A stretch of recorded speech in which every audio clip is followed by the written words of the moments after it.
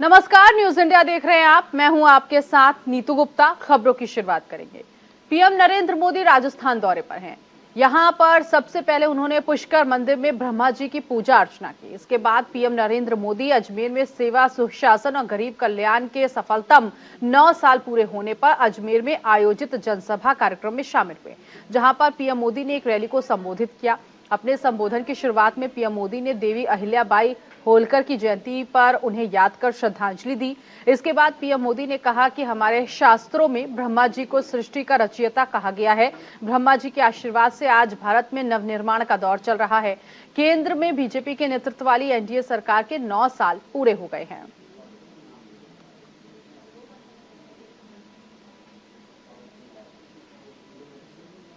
ये दो तस्वीर इस वक्त आप देख सकते हैं। पहली तस्वीर पुष्कर की है, जब पीएम नरेंद्र मोदी ब्रह्मा मंदिर पहुंचे थे। यहां पर उन्होंने पूजा अर्चना की और इसके बाद फिर वो अजमेर में जो रैली आयोजित की गई थी, उस रैली में वो शामिल हुए। उनको देखने के लिए दूर दराज से लोग यहां पर पहुंचे हुए थे। एक भव्य नजारा नजर आया, जनसंपर्क कार्यक्रम यहां पर दिखा और पीएम का स्वागत जिस तरह से किया गया वो भी काफी भव्य रहा है। दोनों जगहों पर पीएम का स्वागत किया गया, उन्हें उपहार भेंट किया गया यहां पर।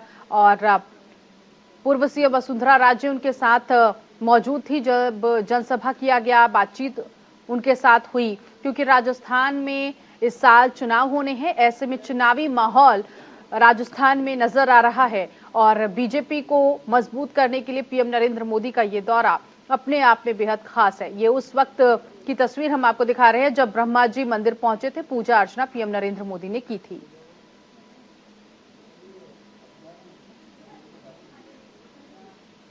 यहाँ अजमेर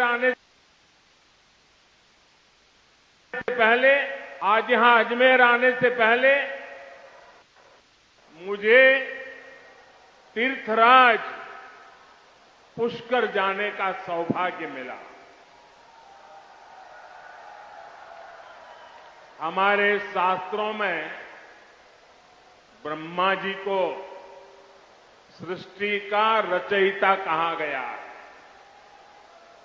ब्रह्मा जी के आशीर्वाद से आज भारत में नवनिर्माण का दौर चल रहा है। केंद्र में भाजपा के नेतृत्व वाली एनडीए सरकार के 9 साल भी पूरे हो गए। भाजपा सरकार के 9 साल देशवासियों की सेवा के रहे हैं। भाजपा सरकार के 9 साल सुशासन के रहे हैं। भाजपा सरकार के 9 साल गरीब कल्याण के लिए समर्पित रहे हैं। साथियों, देश ने 2014 में सबका साथ सबका विकास के नए संकल्प का आह्वान किया था। इस संकल्प में राजस्थान ने बहुत बड़ी भूमिका निभाई है। आज यहां अजमेर आने से आप याद कीजिए, 2014 से पहले देश में क्या स्थिति थी। पूरे देश में जनता भ्रष्टाचार के विरुद्ध सड़क पर उतरी हुई थी। बड़े बड़े शहरों में आए दिन आतंकी हमले होते थे। कांग्रेस सरकार सीमा पर सड़कें बनाने से भी डरती थी। 2014 में आपने एक वोट से विकास के विश्वास में बदल दिया।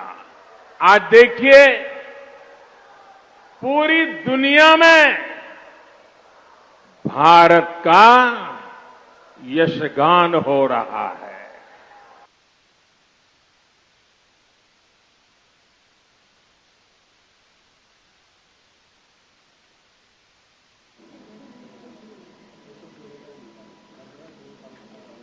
उधर राजनीतिक मायनों में पीएम नरेंद्र मोदी का ये दौरा आगामी विधानसभा चुनाव को लेकर अहम माना जा रहा है। वर्तमान में अजमेर संभाग की 29 विधानसभा सीटों में बीजेपी के पास महज 13 सीटें हैं। और देखिए, जिस तरह से ये चुनावी समीकरण हम आपको समझाने की कोशिश कर रहे हैं, वो आप देख सकते हैं अजमेर विधानसभा में किस तरह से ये समीकरण है। बीजेपी के पास 13, कांग्रेस के पास 13 सीटें हैं, यानी कि कांग्रेस भी बीजेपी के बराबर 13 सीटों पर काबिज है। बीजेपी की कोशिश रहेगी कि अजमेर संभाग में 2013 के विधानसभा चुनाव की तरह क्लीन स्वीप करे। 2013 विधानसभा चुनाव में बीजेपी ने यहां 27 सीटें हासिल की थी और इसीलिए अजमेर सीट जो है वो काफी अहम मानी जा रही है। अजमेर विधानसभा को समझने के लिए कुछ और बातों पर नजर डालते हैं। अजमेर संभाग में 29 विधानसभा सीटें हैं, बीजेपी 13 और कांग्रेस 13 सीटों पर काबिज है। ये हम आपको लगातार बता भी रहे हैं, यानी बराबर सीटें हैं। बीजेपी की कोशिश है कि यहां पर कांग्रेस को क्लीन स्वीप किया जाए। 2013 विधानसभा चुनाव में बीजेपी को 27 सीटें मिली और 2013 में बीजेपी ने राजस्थान में सरकार बनाई थी। अब नजर ये डालते हैं कि अजमेर को गहलोत के धुर विरोधी सचिन पायलट गढ़ माना जाता है। यहां पर देख रहे हैं आप किस तरह से कि अजमेर सचिन पायलट का गढ़ है, इसीलिए अशोक गहलोत के पास चुनौती बहुत ज्यादा है। पायलट यहां से सांसद रह चुके हैं। अजमेर सीएम अशोक गहलोत के लिए चुनौती बना है, इससे पहले भी बना रहता था। उसकी एक बड़ी वजह यह है कि पूर्व उप मुख्यमंत्री सचिन पायलट का प्रभाव क्षेत्र में ज्यादा है, बहुत ज्यादा सचिन पायलट का ये प्रभाव जो है क्षेत्र में माना जाता है। पायलट समर्थक हमेशा कांग्रेस यहां हमेशा से सीएम अशोक गहलोत के लिए चुनौती बनती है। इसके अलावा कुछ दिन पहले पायलट और गहलोत समर्थकों के बीच मारपीट हुई थी। तस्वीरें भी आपने देखी थी कि किस तरह से दोनों ही गुटों के समर्थक जो है आपस में भिड़ गए थे। पायलट अजमेर से सांसद रह चुके हैं, इसीलिए यहां पायलट समर्थक ज्यादा है। तो दो चुनौती है सीएम अशोक गहलोत के पास, एक तो बीजेपी और दूसरा पायलट। अब बीजेपी का फोकस भी समझ लेते हैं। राजस्थान विधानसभा चुनाव जीतना बीजेपी का फोकस है। कर्नाटक चुनाव सभी ने देखा किस तरह से बीजेपी हार गई और कर्नाटक जो है बीजेपी के हाथ से निकल गई। कांग्रेस के आपसी टकराव को जनता के बीच लाना है, इसीलिए बीजेपी यहां फोकस कर रही है और बीजेपी अपनी तैयारियों में जुटी हुई है। गहलोत सरकार में भ्रष्टाचार और आरपीएससी पेपर लीक का मुद्दा उठाना बीजेपी के लिए ये बड़े मुद्दे हैं। इस बार चुनावी जब जन संबोधन होंगे, प्रचार होंगे, तो देखिएगा ये मुद्दे जो है वो जोर शोर से उठाए जाएंगे बीजेपी की तरफ से। राजस्थान में बेरोजगारी का मुद्दा भी एक बहुत अहम मुद्दा है, जिसको लेकर वक्त दर वक्त बीजेपी जो है वो इस मुद्दे को भुनाती रही है। राजस्थान विधानसभा चुनाव के लिए ये तमाम मुद्दे हैं जिसको लेकर बीजेपी आगे अपनी तैयारियों पर लगी है। उधर बात राहुल गांधी की करेंगे। अमेरिका दौरे पर पहुंचे राहुल गांधी ने भारतीय मूल के लोगों को संबोधित करते हुए देश की राजनीति को लेकर पीएम नरेंद्र मोदी पर कड़ा प्रहार किया। उन्होंने कहा, देश में कुछ ऐसे लोग हैं जिन्हें लगता है वो सब कुछ जानते हैं। राजनीति के लिए जिन संसाधनों की जरूरत पड़ती है उन्हें बीजेपी और आरएसएस नियंत्रित कर रही हैं।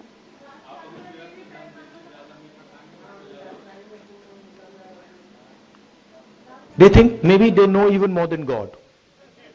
They could sit down with God and have a conversation and explain to him, about what is going on. And of course, our Prime Minister is one such specimen. I think if you sat Modi ji down next to God, Modi ji would start explaining to God how the universe works. Right? Yes, and God would get confused that what have I created?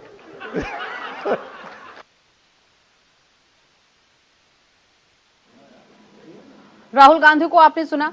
America में दिए गए राहुल गांधी के बयान पर केंद्रीय मंत्री अनुराग ठाकुर ने कड़ी प्रतिक्रिया देते हुए कहा, हर विदेश यात्रा में भारत का अपमान करना राहुल गांधी की आदत बन चुकी है। उनकी यही यात्रा भी उसी और बढ़ रही है। वो विदेश में देश का अपमान करने से पीछे नहीं हटते। विदेश में पीएम मोदी की लोकप्रियता को कांग्रेस और राहुल गांधी हजम नहीं कर पा रहे हैं। उद्धव गुट के शिवसेना नेता संजय राउत ने भी राहुल गांधी के बयान का समर्थन किया। उनका कहना है कि अमेरिका में राहुल गांधी ने जो कुछ कहा वो बिल्कुल ठीक कहा है। जहां वो अपमान तो प्रधानमंत्री मोदी जी का करना चाहते हैं, लेकिन अंत में देश का अपमान करने से नहीं हटते। पूर्व में भी आप देखें, वो भारत को एक राष्ट्र ही नहीं मानते, वो तो राज्यों का संघ कहते हैं। और भारत के बढ़ते कदमों पर भी प्रश्न चिन्ह खड़ा करते हैं। आखिरकार राहुल गांधी जी विदेश में जाकर क्या पाना चाहते हैं? इस प्रायोजित कार्यक्रम के अंतर्गत वो क्या प्राप्त करने गए हैं? क्या देश के ऊपर कीचड़ उछालना ही उनका एक काम रह गया है? अंतर देखिए, जब जब राहुल जी बाहर गए तब तब उन्होंने देश के ऊपर प्रश्न चिन्ह खड़े किए, देशवासियों के ऊपर प्रश्न चिन्ह खड़े किए। और मैं एक तरह से कहूं, जो साख भारत की आज पूरी दुनिया भर में बढ़ रही है, उसको कहीं ना कहीं गिराने का काम लगातार राहुल गांधी जी करते हैं। इस देश में लोकतंत्र को बचाने के लिए आप सबको सामने आना पड़ेगा। राहुल गांधी जी ने जो बात कही है उसमें गलत क्या है?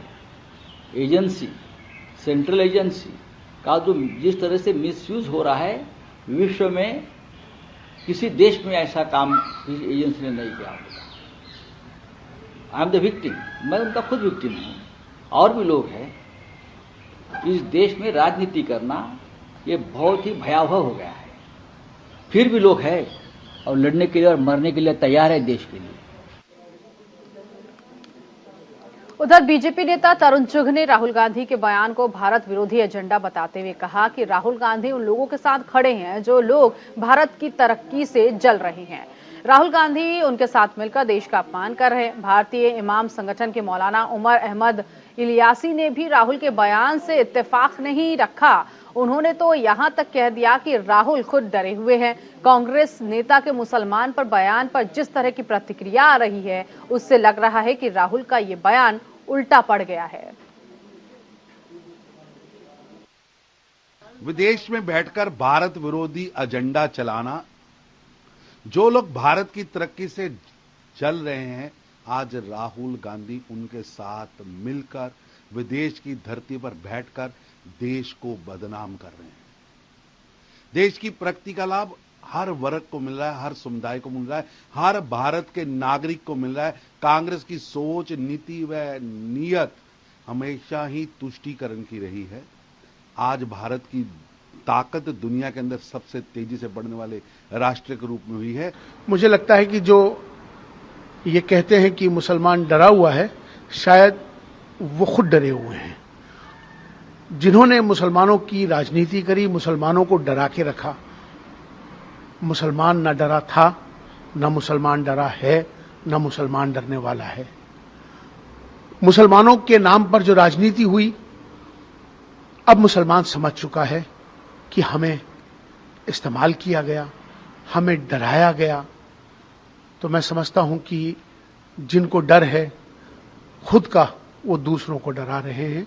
जिस तरह से आज मोदी जी की सरकार में जिस तरह से मुसलमानों को आगे लेके जाया जा रहा है, तो मुझे लगता है कि शायद उन लोगों को ये शायद बर्दाश्त नहीं हो पा रहा। उधर झारखंड के सीएम हेमंत सोरेन से आज झारखंड मंत्रालय में इंडियन कोस्ट गार्ड के आईजी इकबाल सिंह चौहान और कमांडेंट दीपक सिंह ने मुलाकात की। इस दौरान सीएम हेमंत सोरेन ने आईजी इकबाल सिंह चौहान से झारखंड में इंडियन कोस्ट गार्ड के कार्यों से संबंधित जानकारी ली। इस सेवा में झारखंड के कितने लोग शामिल हैं, ये भी जाना। इकबाल सिंह चौहान ने कहा कि वर्तमान में कोस्ट गार्ड सेवा में झारखंड के लोगों की संख्या कम है।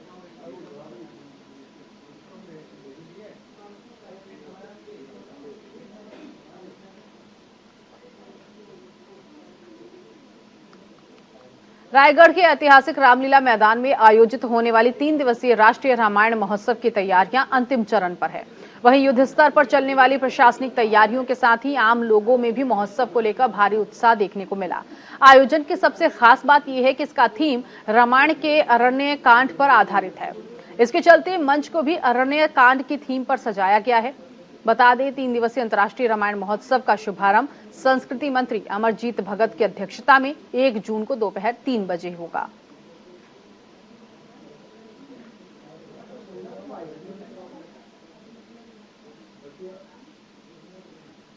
केंद्र सरकार के 9 साल पूरे होने पर बीजेपी ने उत्तर प्रदेश के सभी लोकसभा और विधानसभा क्षेत्रों के साथ बूथ स्तरों पर जनसंपर्क कार्यक्रम का आयोजन करने की योजना बनाई है, जिसमें समाज के अलग अलग वर्ग के लोगों से मुलाकात की जाएगी और सरकार की 9 साल की उपलब्धियों को आम लोगों तक पहुंचाया जाएगा।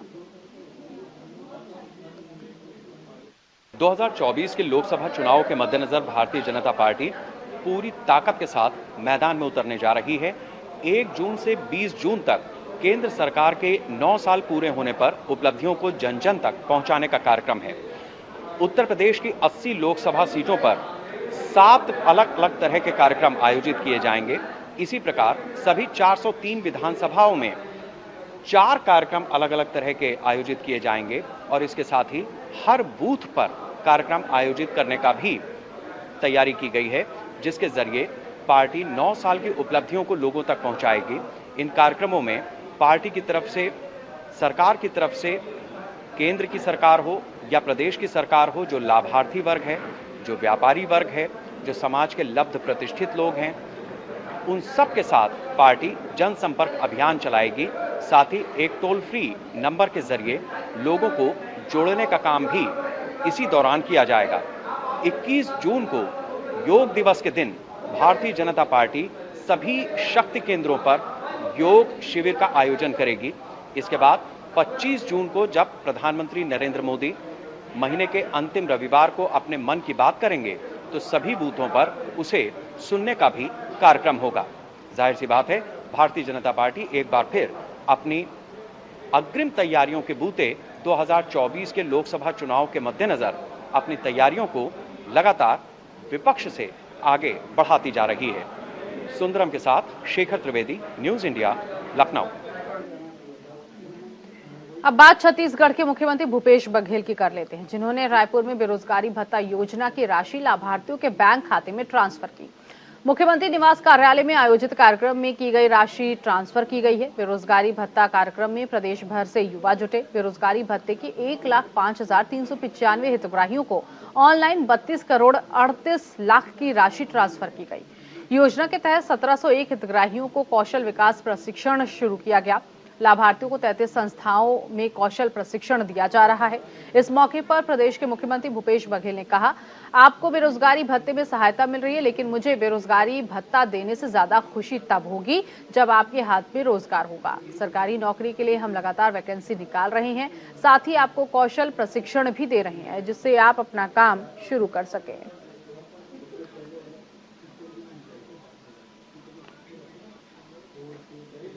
मैं चाहूंगा कि पिछले समय जिस प्रकार से इसी जगह हम लोग बैठे थे और बहुत सारे साथियों ने अपने अनुभव साझा किया था कि ये जो राशि मिली है उसे आगे पढ़ाई की तैयारी में, कुछ हमारे युवा साथी कह रहे थे कि जो कॉम्पिटिटिव एग्जामिनेशन है उसकी तैयारी, लेकिन ये भर्तियां निकाल नहीं रहे हैं। और अभी जैसा कि शुक्ला जी ने बताया कि 30 अप्रैल को मैं यही घोषणा किया था कि जिस दिन हम और इस बीच केंद्रीय मंत्री नितिन गडकरी कुछ कह रहे हैं, सुनते हैं। हजारों लाखों लोग उस कार्यक्रम में शरीक थे। मैं ये मानता हूं कि पहली बात यह है कि हमने एक बात याद रखनी चाहिए की थोर महात्मे होऊन गेले चरित्र त्यांचे पहा जरा, आपण त्यांच्या समान व्हावे हाच सापडे बोध करा। मैं यही मानता हूं कि उनकी जयंती बनाने में उसी समय ये उचित होगी कि उनके गुणवत्ता के अनुसार, व्यक्तित्व के अनुसार, कार्य के अनुसार प्रेरणा लेकर हम अपने जीवन में क्या काम कर रहे हैं।